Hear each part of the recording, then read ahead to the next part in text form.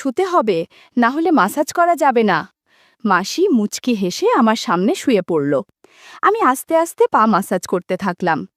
এমন সময় পাশের বাতাবি লেবু দেখে বললাম, মাসি, এই বাতাবি লেবুগুলো এখনো সতেজ কেন? মাসি বলল, তোর মেশো না খেয়ে রেখে দিয়েছে অনেক দিন, তাই এরকম, তুই চাইলে খেতে পারিস। সেদিন রাতের পর আর কি কি হয়েছিল তা কোনো দিনও ভুলব না। আমার নাম মিলন, ২২ বছরের এক যুবক, থাকি কলকাতাতে। যে মাসির কথা বলতে চলেছি তার নাম বুলা, থাকে পাঞ্জাবে। সম্পর্কে আমার নিজের মাসি নয়, আমার মামার শালি। এবার আসি মাসির বর্ণনাতে। মাসির বয়স ৩৩ বছর, এক পুত্র সন্তানের মা। গায়ের রং বেশ ফর্সা, মাথায় হালকা কোকড়ানো চুল পিঠের মাঝ পর্যন্ত নেমে গেছে।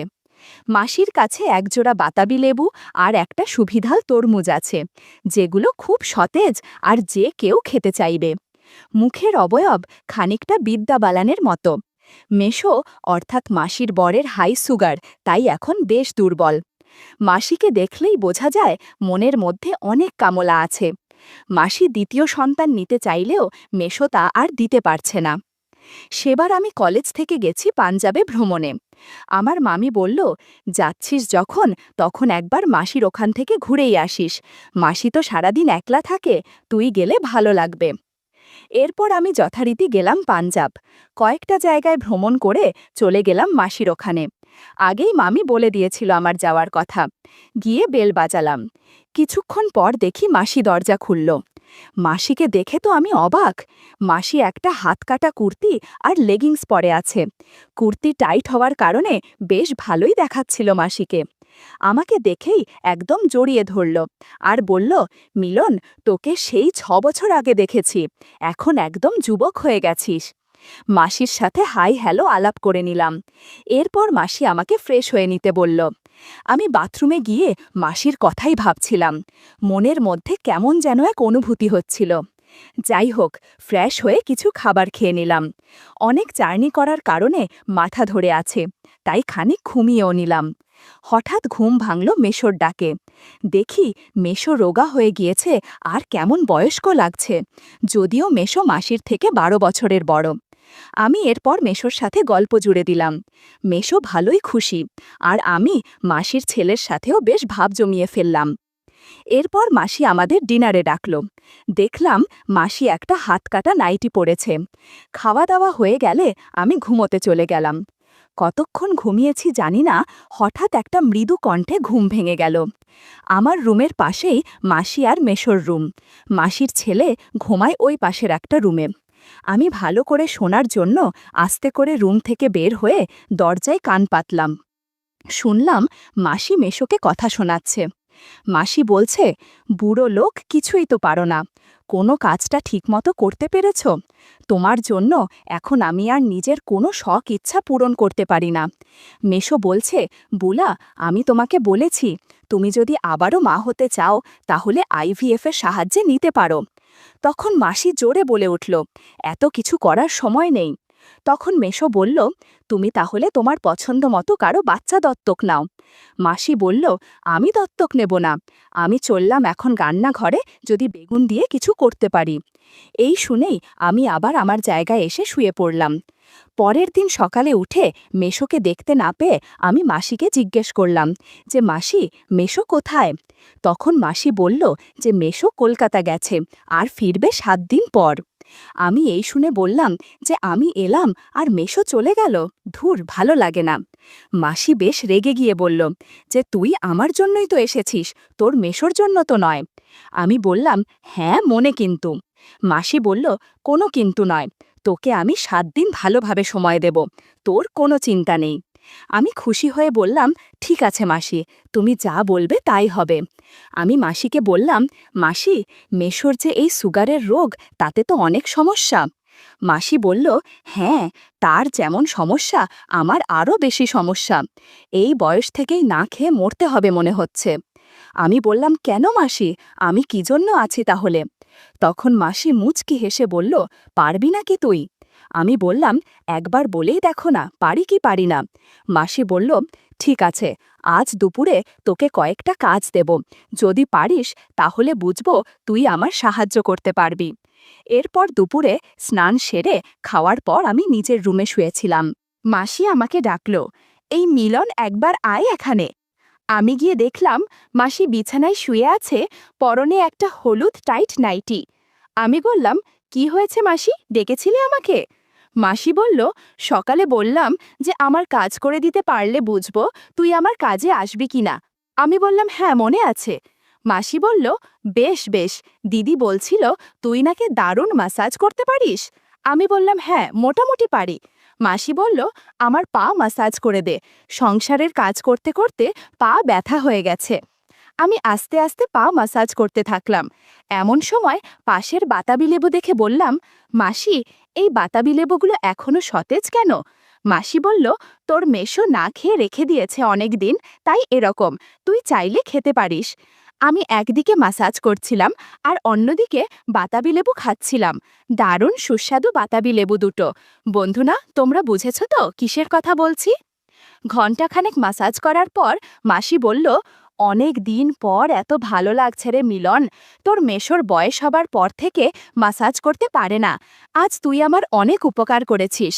আমি বললাম, মাসি, আমি তোমাকে আশীর্বাদ করতে চাই যেন তুমি পোয়াতি হতে পারো। মাসি বলল, কি বলছিস এসব?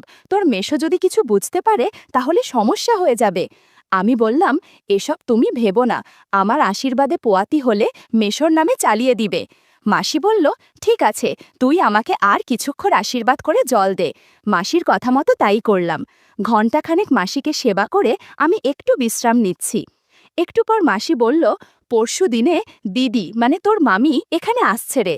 আমি আকাশ থেকে পড়লাম। বললাম, কই, মামি তো আমাকে বলেনি। তখন মাসি বলল, সারপ্রাইজ দেওয়ার জন্য বলিনি। বন্ধুরা, তোমাদের আমার মালা মামির একটু বর্ণনা দিয়ে নি।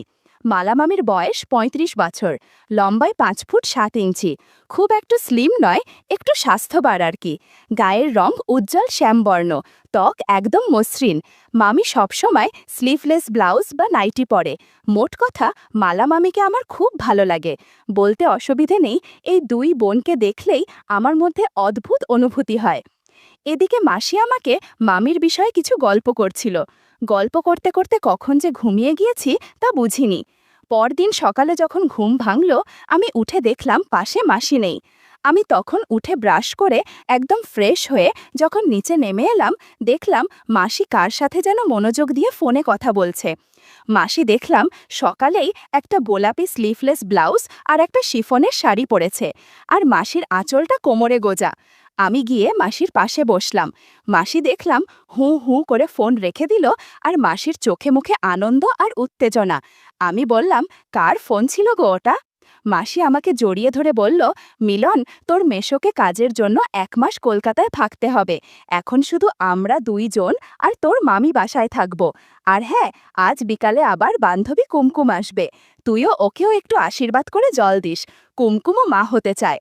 আমি অবাক হয়ে বললাম, মাসি, কি বলছোটা কি? মানে হচ্ছেটা কি? আমি কি সবাইকে আশীর্বাদ দিতে এসেছি নাকি? তখন মাসি বলল, রাগ করিস না, এতে তোরই সুবিধা হবে। আমি আর না করতে পারলাম না। আমি এই শুনে মাসি বললাম, থ্যাংক ইউ বুলা রানী, তুমি সত্যি অসাধারণ। আর এর জন্য আজ তোমার উপহার হলো কুমকুম মাসি না আসা পর্যন্ত তোমার অনেক সেবা যত্ন করব। মাসি আনন্দে বলল, তাহলে আর দেরি কেন? সেদিন বেশিক্ষণ মাসির সেবা করতে পারলাম না। মাসি বলল, কিরে, আজ তোর কি হলো? আমি বললাম, আসলে কুমকুম মাসির কথা ভাবতে ভাবতে এরকম হয়েছে। মাসি বলল, সমস্যা নেই, মাঝে মধ্যে এরকম হয়, দাঁড়া দিদিকে একটা ফোন করি। আমি বললাম, হ্যাঁ হ্যাঁ করো। তাদের ফোন আলাপ থেকে বুঝতে পারলাম মামি বেশি উত্তেজিত হয়ে আছে, কারণ মাসি একা একা আমার ভালোবাসা পাচ্ছে তাই। এদিকে মাসি মামির কথা শুনে হাসতে হাসতে পাগল হয়ে গেছে। কিছুক্ষণ পর মাসি বলল, চল মিলন, আমরা স্নান করে খাবার খেয়ে একটু বিশ্রাম করে নিই, কারণ বিকালে আবার প্রচুর পরিশ্রম করতে হবে। আমি বললাম, ঠিক আছে মাসি, এখন আর কিছু করা যাবে না, একবারে কুমকুম মাসি আসলে ভেবে দেখা যাবে। এরপর আমরা স্নান শেষ করলাম। স্নান শেষে মাসি একটা গোলাপি স্লিভলেস নাইটি পরে আমাকে খেতে ডাকলো। আমি গিয়ে মাসির সাথে গল্প করতে করতে খাবার খেয়ে নিলাম। তারপর আমি আর মাসি মিলে মাসির বেডরুমে গিয়ে টিভিতে একটা সিনেমা দেখতে লাগলাম। আমি সিনেমার ফাঁকে ফাঁকে মাসির সাথে একটু গল্পও করলাম। কিছুক্ষণ পরেই ডোরবেল বেজে উঠল। সঙ্গে সঙ্গে আমি চমকে উঠলাম, আর মাসি দেখলাম বিরক্ত হয়ে রাগে গনগনে হয়ে নাইটি ঠিক করে দরজা খুলতে গেল। আমি তখন টিভিতে একটা নিউজের চ্যানেল দেখতে লাগলাম। হঠাৎ মাসির গলা শুনলাম। মাসি বলছে, আরে কুমকুম যে, আয় আয়, ভেতরে আয়। কুমকুম মাসি বলল, হ্যাঁ বুলাদি, কি খবর বলো তোমার? এই শুনে আমার হার্টবিট এক লাফে বেড়ে গেল। এই সময় মাসি দেখলাম কুমকুম মাসিকে নিয়ে বেডরুমে ঢুকল। আমার তো কুমকুম মাসিকে দেখেই চোখ কপালে। মাসি একটা ডিপ বেগুনি শাড়ি আর একটা ব্ল্যাক স্লিভলেস ব্লাউজ পরেছে। আমি বললাম, এসো কুমকুম মাসি, বসো বসো। কুমকুম মাসি আর চোখে আমার দিকে তাকালো আর একবার মাসির দিকে, তারপর আমার কাছে এসে বসল। এদিকে বুলামাসি তখন বলল, মিলন, কুমকুমের পিঠে বেশ একটা যন্ত্রণা বেশ কিছুদিন ধরেই হচ্ছে, তোর কাছে একটু মাসাজ নিতে এসেছে। আমি বললাম, আচ্ছা কুমকুম মাসি, কোথায় ব্যথা গো?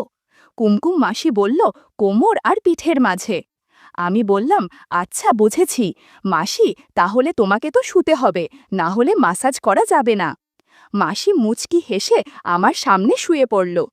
ওদিকে আমার বুলামাসি বলল, তুই মাসাজ শুরু কর, আমি একটু আসছি। তারপর কুমকুম মাসিকে বললাম, একটা তোয়ালে জড়িয়ে নাও, তাহলে মাসাজ করতে সুবিধা হবে। মাসি ব্যাগ থেকে একটা তোয়ালে জড়িয়ে নিল। কুমকুম মাসির সৌন্দর্যের বর্ণনা দেওয়ার ক্ষমতা আমার নেই। যাই হোক, আমি হাতে অল্প অলিভ অয়েল নিয়ে মাসাজ করতে শুরু করলাম। কিছুক্ষণের মধ্যে বুলা মাসিও চলে আসলো। দেখলাম আজকে বুলা মাসিও একটা হালকা লাল রঙের গামছা জড়িয়ে এসেছে। বলল, তোর কুমকুম মাসির মাসাজ হলে আমাকেও একটু মাসাজ করে দিস। 40 মিনিট কুমকুম মাসিকে মাসাজ করার পর বুলা মাসি বলল, কুমকুমকে একটু আশীর্বাদের জল দে, যাতে মা হতে পারে। আমি শেষ সময়ে আশীর্বাদ করে কুমকুম মাসিকে জল দিলাম। এরপর বুলামাসি বলল, এখন আমাকে একটু মাসাজ করে দে, সংসারের কাজ করে অস্বস্তি লাগছে। বন্ধুরা, ইউটিউবের করা নিয়মের কারণে এসব ঘটনা সরাসরি বলা যাচ্ছে না। তোমরা কমেন্টে দেয়া লিংক থেকে আমার ওয়েবসাইট ভিজিট করো, সেখানে একদম মনের মতো গল্প দেয়া আছে, যেগুলো ইউটিউবে পাওয়া যায় না। ঘণ্টাখানেক বুমামাসিকে মাসাজ করে আমি বিশ্রাম নিলাম। এরপর যখন ঘুম ভাঙল, তখন ঘড়ির দিকে তাকিয়ে দেখলাম আমরা প্রায় 4 ঘন্টা ঘুমিয়েছি। তখনও বুলামাসি আর কুমকুম মাসি ঘুমোচ্ছে। আমি তাদের ডেকে উঠালাম, বললাম, তোমরা উঠে রেডি হয়ে নাও। বুলামাসিকে বললাম, মাসি জলদি করো, আর কিছুক্ষণ পরেই মালা মামির চলে আসবে। আমার বলতেই বুলামাসি জলদি উঠে সোজা বাথরুমে ঢুকে গেল। আর এদিকে আমি কুমকুম মাসিকে বললাম, কেমন লাগছে মাসি? কুমকুম মাসি বলল, অনেক দিন পর এত সতেজ লাগছে। আমি বললাম, কোনো চিন্তা নেই, মামি আসুক, তোমাদের 3 জনের সাথে অনেক গল্প করব। কুমকুম মাসি আমাকে বলল, না মিলন, আমি শুধু একা তোমার সাথে গল্প করতে চাই। আমি বললাম, কোনো সমস্যা নেই, তোমার বাড়ির ঠিকানা দিয়ে যাও, আমি সময় করে দিয়ে তোমার সাথে গল্প করে দিয়ে আসব। আমি যাব কাল না হলেও পরশু। তুমি শুধু লাল ব্লাউজ আর শাড়ি পরে থেকো প্লিজ, এই সাজে তোমাকে খুব আকর্ষণীয় মনে হয়। এরপর কুমকুম মাসি ফ্রেশ হয়ে জামাকাপড় পরে, বুলাদি এলাম গো। বুলা মাসিও বলল, হ্যাঁ আয় রে, আবার আসিস কিন্তু। কুমকুম বলল, কোনো চিন্তা নেই, আমি ঠিক আসব। কুমকুম মাসি চলে যাওয়ার মিনিট 10 পর বুলা মাসি ফ্রেশ হয়ে বেরোল। বুলা মাসি একটা হালকা গোলাপি শাড়ি, নীল স্লিভলেস ব্লাউজ আর একটা পেটিকোট পরে আমায় বলল, চল মিলন, তোর দিদিকে নিয়ে আসি। আমি মাসির হাত ধরে হাঁটা দিলাম আর গিয়ে মাসির গাড়িতে উঠলাম। মাসি সোজা বিমানবন্দরের দিকে গাড়ি ছোটালো। আমরা 30 মিনিটের মধ্যেই পৌঁছে গেলাম। তারপর অপেক্ষা করতে লাগলাম মামির জন্য। ঘোষণা শুনলাম যে মামির প্লেন ল্যান্ড করেছে। মিনিট 10 পরে দেখলাম মামি হেঁটে আসছে। মামিকে দেখে অনেক আনন্দ হচ্ছিল, এই ভেবে যে আজ তার খবর আছে। মামি আমাদের দেখতে পেয়ে হাত তুলল। মাসিও ছুটে গেল মামির দিকে।